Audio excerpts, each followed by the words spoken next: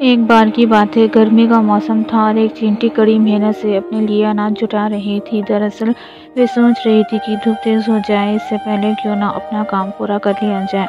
चींटी कई दिनों से इस काम में जुटी थी। वे रोजाना खेत से उठकर दाने अपने बिल में जमा करती थी। वहीं पास में ही एक चिट्टिड्डा खुदक रहा था। मस्ती में वह नाच रहा था, गाने गाकर जिंदगी के मजे ले रहा था।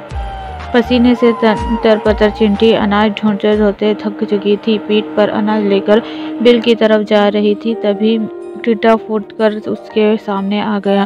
बोला, प्यारी चिंटी, क्यों इतनी मेहनत कर रही हो? आओ मजे करें। चिंटी ने टिड्डे को नजरअंदाज किया और खेत से उठाकर एक एक दाना अपने बिल में जमा करती रही।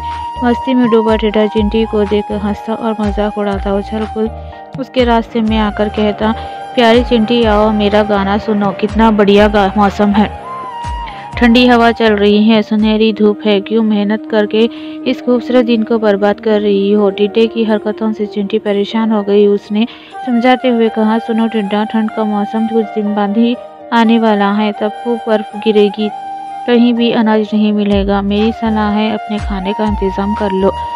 धीरे धीरे गर्मी का मौसम खत्म हो गया। मस्ती में डूबे टिड्डे को पता ही नहीं चला कि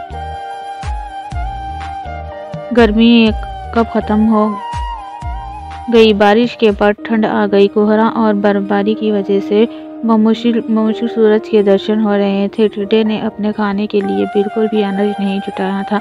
हर और बर्फ की मोटी चादर पड़ी थी। भूख से टिड्डा तड़पने लगा। टिड्डे के पास बर्फबारी और ठंड से बचने का भी इंतजाम नहीं था। तभी उसकी नज़र चिंटी पर पड़ी।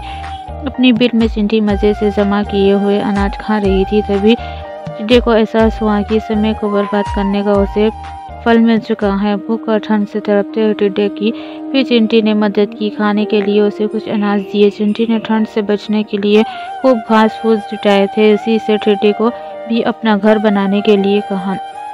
अपने काम को मेहनत और लगन से साथ करना चाहिए। उस वक्त भले ही लोग मजाक उड़ाएं, लेकिन बाद में वे ही तारीफ करेंगे।